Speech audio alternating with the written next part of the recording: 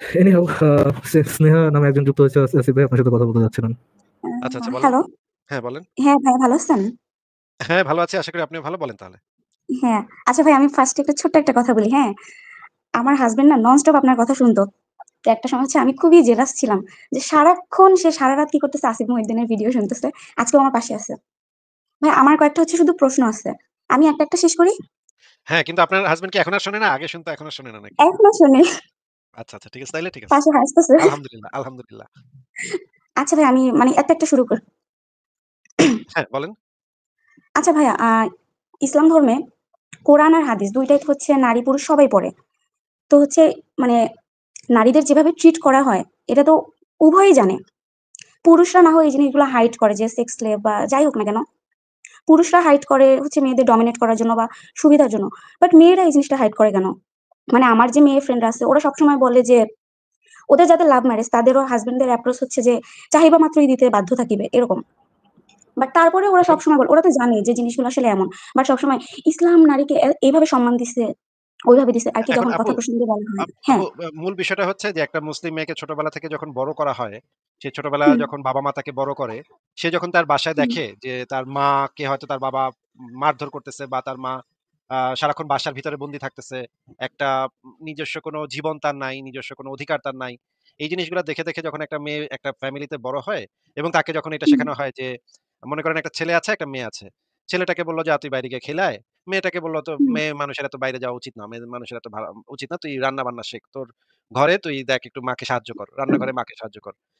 তার মানে আবার ছোটবেলা থেকে যখন একটা বাচ্চা ছেলেকে এবং একটা বাচ্চা মেয়েকে যখন পুতুল খেলতে দেয়, দেখেন একটা মেয়েকে পুতুল দেয় হচ্ছে গিয়ে হাঁড়ি-পাতিল, আ ছোট, ছোট ডল, বাচ্চাদের পুতুল এগুলা খেলতে দেওয়া হয়। আর একটা ছেলেকে যে জিনিসগুলা খেলতে দেওয়া হয়, একটা বন্দুক, একটা প্লেন, একটা গাড়ি।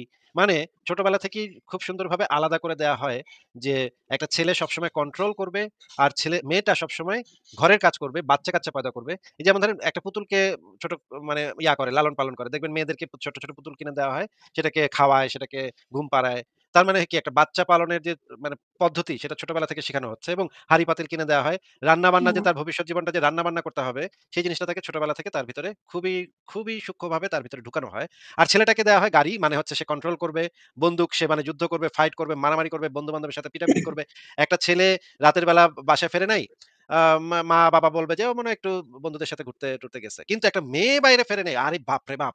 ফ্যামিলির সম্মান, ফ্যামিলির ইজ্জত সব তো গেল। হ্যাঁ? একটা শেষ। আমরা তো আমাদের ইজ্জত, হুম, আমাদের মান, সম্মান, ঐতিহ্য, পরিবারের মানে মর্যাদা কোথায় গেল? এই সবকিছু শেষ হয়ে যায়। একটা মেয়ে যদি এই কাজটা করে। এখন ছোটবেলা থেকে যখন এইভাবে বিল্ড আপ করা হয়, তখন একটা মেয়ের তো স্বাভাবিকভাবেই তার এইভাবেই সে বিল্ড আপ হয় যে, আমার আসলে সহ্য করতে হবে। ছোটবেলা থেকে মা তাদেরকে শেখায়, মেয়েদেরকে শেখায়, মেয়েদের একটু সহ্য করতেই হয়। মেয়েদেরকে এরকম একটু করতেই হবে। মেয়েদেরকে হ্যাঁ, এরকম একটু হতেই হবে। মেয়েদেরকে তো এত এটা করা উচিত না। মেয়ে মানুষ, তুই তো মেয়ে মানুষ হয়ে জন্মেছিস, তুই তো এত ইয়েটা করা উচিত। এত রাগ কেন? তুই তো মেয়ে। তুই তো মেয়ে মানুষের আবার এত রাগ কিসের? হ্যাঁ? ছেলেটা যদি হুম, রাগটা করে, ছেলেটা যদি একটা গ্লাস ভেঙে ফেলে রাগ করে, ও ছেলে মানুষ একটু করে ফেলছে, হ্যাঁ? কিন্তু মেয়ে, তুই তো তোর এত রাগ কেন? তুই মেয়ে মানুষ, মেয়ে মানুষের আবার এত রাগ কিসের?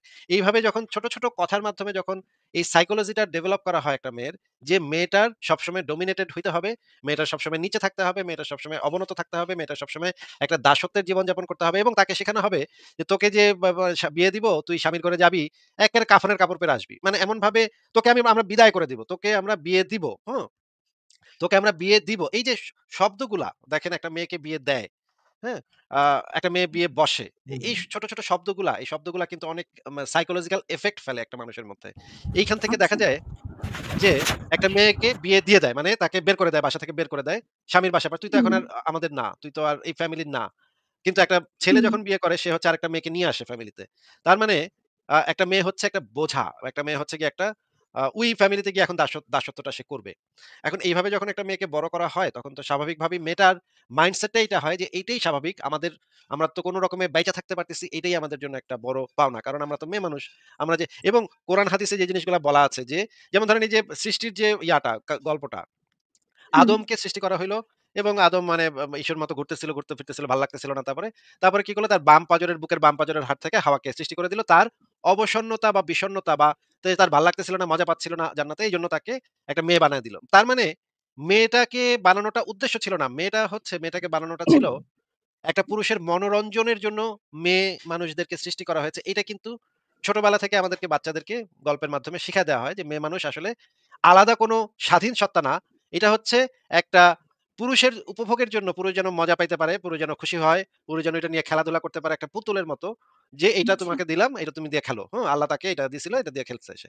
হুম। এখন এই মানে সাইকোলজিটা যখন আসিফ ভাই, আপনি আপনি বলতে চাচ্ছেন যে মেয়েদেরকে প্রায় প্রতিটা কালচারে, অলমোস্ট প্রতিটা কালচারেই স্টকহোম সিনড্রোমে বড় করা হয়, যে মেয়েদের ছোটবেলা থেকে মেন্টালিটিতে বড় করা হয় যে তোমার দায়িত্ব হচ্ছে একটা পরিবারে যাওয়া, একটা পুরুষের কাছে যাওয়া, পুরুষের সাথে বিবাহ বন্ধনে আবদ্ধ হওয়া এবং তাকে আম, শারীরিক সুখ, মানসিক সুখ দেওয়া এবং তার পরিবারটাকে লালন পালন করা, তাকে বেবি দেওয়া এবং তাকে সার্ভিস দেওয়া, যেন সে সুখে শান্তিতে থাকে। এটাই তোমার রোল। এবং অন্যজনের রোল হচ্ছে তোমাকে সে ভরণ পোষণ দেবে, তোমাকে সে খাওয়াবে, পড়াবে। এই কন্ডিশনে যেহেতু মেয়েদেরকে বড় করা হয়, মেয়েরা ওই কন্ডিশনটাই ছোটবেলা থেকে শুনতে শুনতে শুনতে শুনতে ওটাকে একসেপ্ট করে নেয়, এটাকে সত্য বলে ধরে নেয় আর কি। এবং ওটাকেই তার জন্য একটা আইডিয়াল রূপ হিসাবে তারা চিহ্নিত করে। সমাজের একটা মানে হিসেবে, প্রথা হিসেবে যে এটাই তো স্বাভাবিক।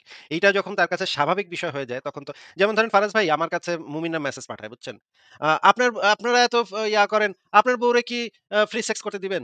আপনার বউকে আরেকটা ব্যাটার সাথে গেলে মানে করতে দিবেন আপনি? আরে এটা আমি করতে দিব কি দিব না এটা আমি কিভাবে, আমি এটা বুঝি না যে তাদের সাইকোলজিটা কি? আমি করতে দেয়া বা না দেয়ার কে? বা সে আপনার বউকে কি বিকিনি পরাইবেন? আরে ভাই আমি আপনার বউকে বিকিনি পরাবো, সে কি পড়বে না পড়বে এটা তো সে ডিসাইড করবে। সে বিকিনি পড়বে নাকি লেহেঙ্গা পড়বে নাকি শাড়ি পড়বে। এটা আমি পড়াবো মানে কি? এই যে তারা যখন আমাকে প্রশ্নটা করে যে, "আপনি কি পড়াইবেন? বিকিনি পড়াইবেন?" তার মানে তারা ধরেই নিচ্ছে যে তাদের কথার মানে বাক্যই তৈরি হয় যে আপনি করাইবেন কিনা। আরে ভাই আমি কেমনে করাবো? তার মানে তারা তাদের বউদেরকে বোরখা পরায়। এই কারণে তারা আমাকে জিজ্ঞেস করতেছে যে, "আপনি কি বিকিনি পরাইবেন?" ভাই আমি তো পড়াই না। আমি তো পড়ায় দেই না। আমার বউরে কিছুই পড়ায় দেই না। সে নিজে, নিজে পড়ে। তার হাত পা আছে। ওইটা সে নিজে বাইর করে ড্রয়ার থেকে বাইর করে নিজে পইড়া ফেলে। এখন সে কি পড়তেছে সেই ডিসিশনটা তো সে নেয়। আমি তো এই ডিসিশনটা নেই না। এটা তার সে একজন প্রাপ্তবয়স্ক স্বাধীন মানুষ। সে কি জামা-কাপড় পরবে সেটা তো সম্পূর্ণ সে সিদ্ধান্ত নিবে। আমি মাঝে, মাঝে বলি এটা ভাল লাগতেছে, এটা ভাল লাগতেছে না। এইটুক বলতে পারি। এর থেকে তো বেশি আমি কিছু বলতে পারি না। এখন এই যে ছোট, ছোট কথার মাধ্যমে, ছোট, ছোট জিনিসের মাধ্যমে আমরা যে জিনিসটা দেখি যে আমাদের সমাজে একটা পুরুষতান্ত্রিক ধারণা ছোটবেলা থেকে একটা মেয়ের ভেতরে ঢুকায় দেওয়া হয় এবং মেয়েদেরকে বড়ই করা হয় এই মানে মেন্টালিটি দিয়ে। এখন এই মেন্টালিটি যখন বিল্ড আপ হয়ে যাবে, একটা সেট হয়ে যাবে একটা মেয়ের ভিতরে, তখন তো সে এগুলোর ভিতরে কোনো অস্বাভাবিকত্ব দেখতে পাবে না। বরঞ্চ সে মনে করবে এটাই তো হওয়ার কথা। আমি যদি একটু কিছু পাই, আমাকে যদি একটু পড়তে দেয়, তাইলে আমি অনেক কৃতজ্ঞ থাকবো। আমাকে অনেক অধিকার দিছে জানো, আমাকে পড়তে দিছে। আমার ভাইটার মতো আমাকেও না পড়তে দিছে। এই যে এই আমার ভাইটার মতো আমাকেও পড়ালেখা করতে দিছে, স্কুল কলেজ পাঠাইছে। এইটাই সে মনে করে আমার জন্য তো বাবা-মা অনেক কিছু করছে। কিন্তু এইটা তো ওই ভাইটা যদি এই অধিকারটা পায় তারও তো সেই অধিকারটা পাওয়ার কথা। আ এটা তো মানে মানে এমন কিছু না যে সে এক্সট্রা কিছু পাচ্ছে, তা তো না। সে তো একই জিনিস পাচ্ছে। তাহলে সে এটাকে এত গর্বিত কেন হচ্ছে একটা মেয়ে? তো এইভাবে আমরা আমরা দেখি যে আমাদের সমাজে এইভাবেই আসলে মেয়েদেরকে বিল্ড আপ করা হয়। এবং এই কারণেই তারা দেখতে পায় না ওই সমস্যাগুলা। আচ্ছা। আর এরপরের কোয়েশ্চেন হচ্ছে ভাইয়া, আমি হচ্ছে লাস্ট ১ সপ্তাহ ধরে হচ্ছে আপনার অনেকগুলো বিতর্ক শুনতেছি। আপনি হচ্ছে প্রত্যেকটা রেফারেন্স সহকারে দিতেছেন। বাট ওরা হচ্ছে তারপরে এই যে মানে এত গোঁজামিল, তারপরেও সবাই অন্ধভাবে বিলিভ করতেছে এই জিনিসটা। এই যে আপনি প্রত্যেকটা মুমিন বা হুজুর বা নরমাল লোকজনকে রেফারেন্স সহকারে বুঝাইতেছেন। এরপরে হচ্ছে মানে যেই লাউ সেই কদু, তাল গাছ আমার এই টাইপের একটা ব্যাপার। মানে বছরের পর বছর, বছরের পর বছর এত শক্তভাবে যে বিশ্বাস করতেছে যে হ্যাঁ, কেয়ামত হবে একদিন বা যা, যা হইছে যে নবীজির যা, যা সবকিছু একদম সত্যি। মানে এটা কি শুধুমাত্র একটা অন্ধবিশ্বাস নাকি আরো কোনো কারণ আছে এগুলোর পিছনে? কারণ আমি হিন্দু, আমাদের হিন্দুদের মধ্যে ইউনিটিটা কম। বা আমাকে হচ্ছে যদি আমার কোনো একটা জিনিস নিয়ে কনফিউশন থাকে, আমি যদি সেই জিনিসটা নিয়ে কোয়েশ্চেন করি, কেউ মানে আমাকে অ্যাটাক করতে আসবে না। আমি প্রশ্ন করতে পারবো। কিন্তু ওদের ব্যাপারে কিচ্ছু বলা যাবে না। ইভেন এই যে নবীজি এই ওয়ার্ডটা ইউজ না করলেও কালকে আমার কল্লা ফেলবে। এরকম একটা ব্যাপার। মানে এত শক্ত বিশ্বাস কেন? মানে আপনি এত ডেডিকেশন নিয়ে এত বছর ধরে কাজ করতেছেন। এত এর আগে অভিজিৎ রায়টা এরা এত কিছু লিখে গেছে। এত হামলা হইলো, হত্যা হইলো। এত বছর আপনারা চেষ্টা করতেছেন এই জিনিসগুলো দূর করার। এত মানে এত ধর্মান্ধতা, এত গোঁড়ামি, এত কিছু। বাট মানে এই সহজ জিনিসগুলো বুঝবে না কেন মানুষ? না এটা যেখানে এখানে রেফারেন্স সহকারে দেখাচ্ছেন। আপনার কাছে যেটা মনে হচ্ছে সেটা হয়তো তাদের ক্ষেত্রে ব্যাপারটা এরকম না। এখানে আইকিউ লেভেলের একটা ব্যাপার আছে। মানে আইকিউ মানুষের বুদ্ধিমত্তা মানে একটা যুক্তি বোঝার মতো যে সামর্থ্য সেটা অনেকের ভিতরে আনফরচুনেটলি অনেকের ভিতরে নাই। এটা অনেক ক্ষেত্রে নির্ভর করে হচ্ছে একটা প্রেগন্যান্ট মহিলা যদি ঠিকমতো আয়োডিনযুক্ত লবণ না খায় বা পুষ্টিকর খাবার না খায় তখন ব্রেইন ডেভেলপ ঠিকভাবে হয় না। এটা আমরা হাসাহাসি করি এগুলা নিয়ে, কিন্তু এগুলা কিন্তু সত্য আসলে। যে পরীক্ষা-নিরীক্ষা করে দেখা গেছে বাংলাদেশের আসিফ ভাই, আপনার কি ভিতরের সেক্সিজম মানে বের হয়ে আসছে যে একটা মুমিন সে বায়াসড বিকজ এর জন্য দোষী তার মা, কেননা সে ছোটবেলায় আয়োডিনযুক্ত লবণ খায় নাই। হ্যাঁ, মানে এটা তো ফ্যাক্ট ভাই। এটা তো ফ্যাক্ট। ডাক্তাররা বইলা দেয় মাদেরকে আয়োডিনযুক্ত লবণ খাইতে যেন আসিফ পেটে যে আসিফ ভাই, ওয়েলকাম টু মিসোজিনি ক্লাবে, আপনাকে স্বাগতম। আপনি যে মুমিনদের মুমিনদের বায়াসের জন্য তার মাকে দায়ী করলেন। গুড গুড আসিফ ভাই, মিসোজিনি সেটাই, ক্লাবে সেটাই। আপনাকে স্বাগতম। সেটাই যে প্রেগন্যান্ট অবস্থায় তো এই যে বাংলাদেশে তো এটা একটা বড় সমস্যা যে আয়োডিনযুক্ত লবণের অভাব। এই কারণে অনেক মহিলা খেতে পায় না, পুষ্টিকর খাবার খেতে পায় না। সেই পুষ্টিকর খাবার এমন অনেক ফ্যামিলিতে দেখা যায় যে শাশুড়ি অত্যাচার করে সেই কারণে পুষ্টিকর খাবার খায় না। এই কারণে এবং অনেক জায়গায় দেখা যায় বাপ-মায়ের অনেকগুলা বাচ্চা-কাচ্চা। মানে পরের দিকে যে বাচ্চা-কাচ্চাগুলা হয় সেগুলো এত পুষ্টিকর ইয়া পায় না। শরীর থেকে পুষ্টিটা নিতে পারে না। বাংলাদেশে যে পুষ্টির অভাব আছে শিশুদের মানে শিশু জন্মের সময় যে ব্যাপক পুষ্টির অভাব, এটা তো ফ্যাক্ট। এখন এই জিনিসগুলোর উপরে নির্ভর করে হচ্ছে তাদের ব্রেইন ডেভেলপ করে কতটুকু। আর প্রোটিন খাওয়ার পরিমাণ। আপনি যদি বাংলাদেশের মানুষের প্রোটিন খাওয়ার পরিমাণ দেখেন, এটা কিন্তু খুবই মানে অদ্ভুত। হ্যাঁ? বাংলাদেশে কিন্তু অনেক প্রোটিন খাওয়ার যে পরিমাণ সেটা যদি আপনি কম্পেয়ার করেন ইউরোপের একটা কান্ট্রির সাথে, তাহলে দেখবেন বাংলাদেশের বেশিরভাগ মানুষ ভাত আর আলু ভর্তা এগুলা হুম, দিয়ে ভাত খায়। এইটা কিন্তু প্রোটিনের চাহিদা কিন্তু এটা পূরণ করে না। আ আ প্রোটিনটাই কিন্তু বেশি দরকার একজন এই যে কার্বোহাইড্রেট এত কিন্তু দরকার নেই মানুষের। কার্বোহাইড্রেট আরো কম খাওয়া দরকার। কিন্তু বাংলাদেশের মানুষ ঠাসায় ভাত খায় এবং মানে তাও আবার খায় শুকনা মরিচ ডইলা, পিঁয়াজ ডইলা আর আলু ভর্তা দিয়া। এইটা যে হুম, খায় এটা পুরাটাই তো কার্বোহাইড্রেট হয়ে গেল। এটা তো পুষ্টিকর কিছু পাইল না তো শরীর। এখন এই রকমের মানে মানুষ যদি মানে একটা বড় জনগোষ্ঠী যদি এরকম থাকে তাদের বুদ্ধিমত্তা তো কম থাকবে। এবং এই বুদ্ধিমত্তা কম থাকার কারণে তারা যুক্তি বোঝার জন্য যেই ক্যাপাবিলিটি, সেই ক্যাপাবিলিটি অনেকের নাই। আমরা দেখছি যে এই ক্যাপাবিলিটি আমাদের লাইভ আলোচনাতে আমরা অনেক দেখছি যে আসলে এই বেচারার ক্যাপাবিলিটি নাই। তারে আমরা একটু হাসাহাসি করি। কিন্তু এটাও আমরা বুঝি যে এই বান্দার তো ক্যাপাবিলিটি নেই। বুঝবেই না। এরে লাঠি দিয়ে পিটাইলে তখন সে মানবে। ঠিক। অনেকে আবার আছে যে ছোটবেলা থেকে মাদ্রাসায় যায়, লাঠি দিয়ে পিটায় পড়ায়। তখন পিটায় পড়াইলে তখন তো সে সেই জিনিসটা মানে করতে পারে, রিয়ালাইজ করতে পারে যে এটা সঠিক। আর না পিটাইলে সেটা তার কাছে সঠিক মনে হয় না। এরকমও আছে মাদ্রাসাতে যে পিটায় পড়ানোর যে কালচার, মানে শিকল দিয়ে বাইন্ধা পড়ানোর যে কালচার, আ এই কালচারের ভিতর দিয়ে যখন যায় তখন তারা মনে করে যে এটা তো হুজুরে কয় নাই, এটা তো নাস্তিকে কইছে। তাইলে এর কথা মানুম কেন? এইভাবে তাদের ব্রেইন ঠিকভাবে এই জায়গায় কাজ করে না। এইটা কিন্তু এই মুমিনরা কিন্তু অন্যান্য জায়গাতে গিয়ে আবার মানে ধরেন বাজার করতে গেছে। সেখানে গিয়ে কিন্তু আবার বুদ্ধি খাটায় বাজারটা ঠিকই করতে পারে। কিন্তু এই ক্ষেত্রে আইসা তাদের এই বুদ্ধিটার মানে কাজ করে না।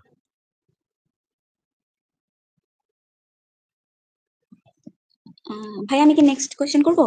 হ্যাঁ, বলেন। আচ্ছা ভাইয়া, নবীজির যেসব আয়াত মানে ইনস্ট্যান্ট সিচুয়েশন অনুযায়ী ওনার সুযোগ সুবিধা অনুযায়ী যে আয়াত চলে আসতো, বাই এনি চান্স উনি কি হচ্ছে সিজোফ্রেনিয়ার কোনো পেশেন্ট ছিলেন বা এই ধরনের মানসিক কোনো ছিল? কারণ সিজোফ্রেনিয়ার ক্ষেত্রে যেমন আমরা জানি যে ওদের কল্পনার জগৎটা বা ওদের জগৎটাই একটু আলাদা হয়। সাধারণ মানে ওরা তো মনে করে ওরা যা দেখতেছে, ওরা যে সাউন্ড শুনতেছে, কথা শুনতেছে, এগুলোই সত্যি। বাকি সবকিছু মিথ্যা। মানে উনার কি এই ধরনের কোনো মেন্টাল প্রবলেম ছিল কিনা? কারণ উনার সেক্স লাইফ খুবই বিকৃত। এই মানে হয় না যে অনেকে থাকে যে মানে সাইকো। সিজোফ্রেনিয়া যে কিছু সিম্পটম দেখা যায় যে সিজোফ্রেনিয়ার কিছু সিম্পটম দেখা যায়। যেমন খিঁচুনি দেয়া, তারপর হচ্ছে গিয়ে ওই যে যখন ওহী নাজিল হইতো তখন ঘাইমা যাইত। এই হুম, সিম্পটম গুলা দেখা যায়। কিন্তু এত বছর পরে তো আসলে আমরা এক্সাক্টলি বলতে পারি না যে সে সিজোফ্রেনিক লোক ছিল নাকি আসলে জেনুইনলি সে বাটপার ছিল। বাটপারি করে এগুলা করত। সিজোফ্রেনিক রোগী হইলে তো আ মানে তারপরেও এই জিনিসটা কনসিডার করা যায় যে মাথা নষ্ট এতে মানে এগুলো করছে। কিন্তু অনেক জায়গাতে দেখা গেছে সে আবার খুব চালাকি করে করছে। যেমন ধরেন এই যে মানে মারিয়া কিপ্তিয়াকে নিয়ে যখন ধরা পড়ছে হাফসার কাছে, খুব চালাকি করে সে আবার বলছে যে, আ বা বা কাউকে বইলো না। বললে তো তুমি আয়েশাকে কিছু বইলো তোমার না। বাবা। বললে আবার সমস্যা আছে। এইগুলা আবার মানে লোভ-টোভ দেখাইছে। আচ্ছা। এগুলা থেকে মনে হয় সে তো চালাক চতুর ঠিকই ছিল। তাইলে আবার অন্য জায়গায় অন্য রেফারেন্স গুলা থেকে দেখা যায় যে যেমন ধরেন হেরা পর্বতের গুহায় যখন ১ম জিব্রাইল আসছে। ওইটা দেখলে পুরাপুরি বোঝা আচ্ছা। যায় যে তার সিজোফ্রেনিক কোনো একটা হইছিল। সে ঠান্ডার সময়ে ঘামতে বাসায় গেছে। বাসায় গিয়ে বলে যে, "তুমি আমাকে চাদর দিয়ে ঢাইকা দাও।" মানে কি একটার সাথে আরেকটা মেলে না। তখন মনে হয় যে হয়তো সিজোফ্রেনিক কোনো ছিল। আবার অনেক ইসের রেফারেন্স এ দেখা যায় যে খিঁচুনি দিতেছে, বমি করতেছে ইসের সময়, ওহী নাজিলের সময়। আচ্ছা। এগুলা হইতে পারে কিন্তু এত বছর পর তো আমরা এক্সাক্টলি বলতে পারি না। কিন্তু এটা কিছু ক্ষেত্রে দেখা যায় সিজোফ্রেনিক লক্ষণ। আচ্ছা। আর ভাইয়া আ বাংলাদেশে এখন হচ্ছে যেটা একটা বিশাল একটা ইস্যু যে, যেই হচ্ছে এলজিবিটি সাপোর্ট করতেছে সে পুরা টার্গেট হয়ে যাইতেছে। তো ইসলাম ধর্মে হচ্ছে সমকামিতা নিয়ে এত সমস্যা। বাট বাংলাদেশে মাদ্রাসায় যেই পরিমাণে হচ্ছে বলাৎকার হয়, তাহলে হুজুররাও তো হচ্ছে এক হিসেবে তো মানে সমকামী। তো এটা না হচ্ছে হুজুরা পারস্পরিক একটা সাংঘর্ষিক হয়ে যায় না না, জিনিসটা? হুজুররা সমকামী না। হুজুররা হচ্ছে শিশুকামী। শিশুকামী আর সমকামী আলাদা জিনিস। শিশুরা আচ্ছা। যারা শিশু আ তারা কোনো অ তারা কোনো মানে না। মানে তার সাথে যে যৌন কাজ করার মতো সক্ষমই সে না। হ্যাঁ? মানে এখনো সে আচ্ছা। একজন আ হয়ে ওঠে নাই। মানে নারী বা পুরুষ হয়ে ওঠে নাই। যে আপনি হুম, তার সেক্সুয়াল ওরিয়েন্টেশন কোন দিকে সেটা ডিসাইড করতে পারবেন। তাদের বয়স যে তারা যেহেতু শিশু সেহেতু তাদের আচ্ছা, জেন্ডার আসিফ ভাই, হ্যাঁ। ওই শিশু যদি ওই শিশু যদি পিউবিক হেয়ার হয় তাহলে কি ইসলাম অনুযায়ী সে ইয়াকামী, সে সমকামী? আ ইসলাম অনুসারে তো সে সমকামী, হ্যাঁ।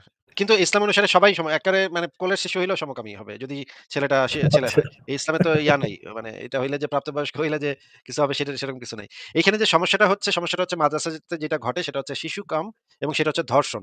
সমকাম বিষয়টা হুম, হচ্ছে একজন প্রাপ্তবয়স্ক পুরুষ, একজন প্রাপ্তবয়স্ক আরেকজন হুম, পুরুষের সাথে স্বেচ্ছায় করতেছে বা একজন প্রাপ্তবয়স্ক নারী আরেকজন প্রাপ্তবয়স্ক নারীর হুম, সাথে স্বেচ্ছায় করতেছে সেটাকে সমকাম বলা হয়। সেটা একটা সেক্সুয়াল ওরিয়েন্টেশন। শিশুকাম তো কোনো সেক্সুয়াল ওরিয়েন্টেশন না। এইটা হচ্ছে একটা আচ্ছা, ক্রাইম যেটা একটা শিশুর অধিকারকে ভায়োলেট করে। কারণ শিশুর তখনো কনসেন্ট দেওয়ার বয়সই হয় নাই। শিশু এখনো বোঝে না এই জিনিসগুলা। শিশু এখনো সম্মতি দেওয়ার মতো পর্যাপ্ত মানসিকভাবে পরিপক্ক হয় নাই। এই কারণে এই জিনিসগুলাকে শিশুকাম হিসেবে আখ্যায়িত করতে হবে। কোনোভাবেই সমকাম হিসেবে আখ্যায়িত করা যাবে না। এটা হচ্ছে ১ নম্বর আচ্ছা, কথা। আচ্ছা। ২ নম্বর কথা হচ্ছে মাদ্রাসাতেও এই জিনিসটা হয়, ইউরোপ, আমেরিকাতে চার্চেও এই জিনিসটা হয়। এবং ভারতে কিছু হুম, মন্দিরেও এই জিনিসটা হয় যে পুরোহিতরা ছেলেদেরকে, হুম, বাচ্চা ছেলেদেরকে এই কাজটা করে। এখন ইসলামে যে সমস্যাটা আছে সেই সমস্যাটা হচ্ছে হাদিসের ভিতরে।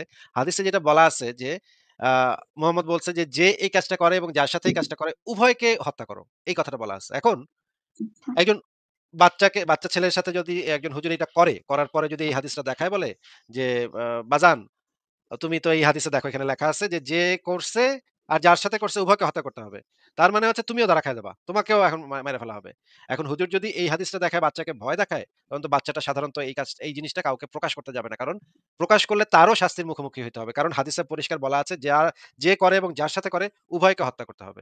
তাহলে তো এটা একটা বিপদ। এই কারণে ইসলামের এই জিনিসটা অত্যন্ত বিপজ্জনক যে এইটা আ বাচ্চাদের মুখ বন্ধ করে রাখে। এই হাদিস দিয়েই বাচ্চাদের মুখ বন্ধ করে রাখে যে এটা কাউকে বলা যাবে না। আর ইসলামে এটা আ হারাম। আ মানে ইন জেনারেল এটা হারাম। আ কিন্তু এটা করলে যে শাস্তি হবে সেই শাস্তিটা হচ্ছে যে এইটা হবে যে করছে এবং যার সাথে করছে ২ জনকেই করতে হবে। কিন্তু এটার জন্য আবার সাক্ষী লাগবে। এটা হচ্ছে আরেকটা ভেজাইলা ব্যাপার।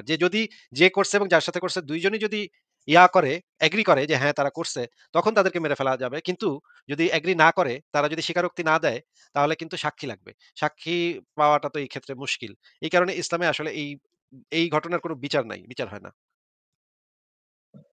আচ্ছা ভাইয়া।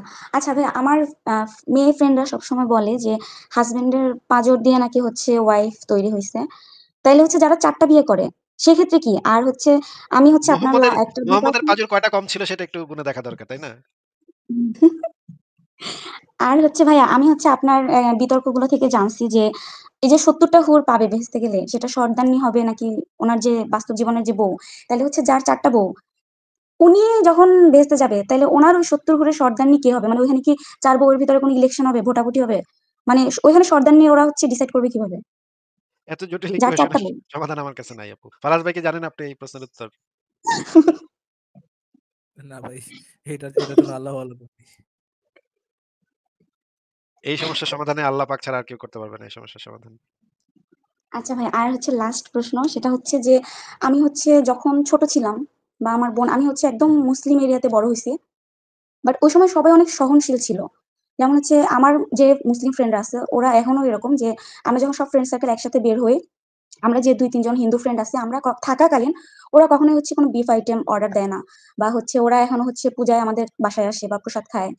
বা হচ্ছে ঈদে ওদের বাসায় আমরা আজীবন গেছি। মানে আমাদের মাঝখানে এখনো ওই বন্ডিংটা আছে। ওই যে মানে অতিরিক্ত ধর্মান্ধ ব্যাপারটা, ওই জিনিসটা এখনো নাই। বাট দিন মানে ডে বাই ডে তো সবকিছু হচ্ছে উন্নত হচ্ছে। কিন্তু বাংলাদেশের মানুষ এত ধর্মান্ধ হয়ে যাইতেছে কেন? মানে আমার যে ফ্রেন্ড গুলা কোনোদিনই হিজাব পরে নাই, কোনোদিনই কেউ পর্দা করে নাই, বোরকা পরে নাই, কিছুই না। সবাই এখন হিজাব। আর সবাই মানে অনেক বেশি কনজারভেটিভ হয়ে গেছে। চারপাশে মানুষ যেমন, মানে আমি যেহেতু বাংলাদেশে একজন হিন্দু, অনেক বেশি প্রবলেম হয় এই জিনিসগুলো নিয়ে। যেমন হচ্ছে হাসিনার পতনের পরে আমি হচ্ছে মেট্রোতে যাইতেছিলাম। জাস্ট আমার শাখা সিঁদুর দেখে একজন হুজুর মানে মেট্রোতে এমন ভাবে তাকাই ছিল আমার দিকে, মানে আমি ওই সময় ভয় পেয়ে গেছি। এই জিনিসটা আগে কখনো হয়নি। প্রচুর মানে কিছু থেকে কিছু হইলেই। কিন্তু সবকিছু তো মানে দিন, দিন তো আরো উন্নত হওয়ার কথা ছিল। মানুষের শিক্ষা-দীক্ষা এখন সুযোগ অনেক বেড়ে গেছে। মানুষ এখন জানতে পারতেছে, সবার ঘরে, ঘরে ইন্টারনেট, অনেক কিছু। তাইলে ধর্মান্ধতা এত বাড়তেছে কেন? মানে এত কেন কনজারভেটিভ হয়ে যাইতেছে সবাই? এটা নিয়ে তো আমরা অনেক আলোচনা করেছি। এটা তো আসলে অল্প কথাতে আলোচনা করা সম্ভব না। এটা দীর্ঘ আলোচনার বিষয়। এটা নিয়ে অনেক বিষয়াদি আছে যেটা এটার সাথে যুক্ত।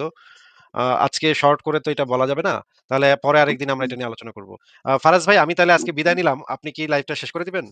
ওকে, ঠিক আছে ভাই। আমি তাহলে কিছুক্ষণ কন্টিনিউ করে শেষ করে দিচ্ছি। ওকে স্নেহা আপু আপনাকে অনেক ধন্যবাদ।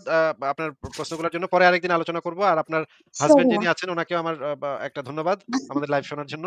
ভালো থাকবেন আপনারা। আমি তাহলে বিদায় নিচ্ছি। ওকে ভাইয়া, আপনিও ভালো থাকবেন। ওকে। স্নেহা আপু আর কিছু বলবেন? না ভাইয়া। Thank you. ওকে, ঠিক আছে। থ্যাংক ইউ যুক্ত হওয়ার জন্য ধন্যবাদ। তাহলে আজকে আপুকে বিদায় জানাই। টেক কেয়ার আপু। হ্যাঁ, হ্যাঁ। ওকে।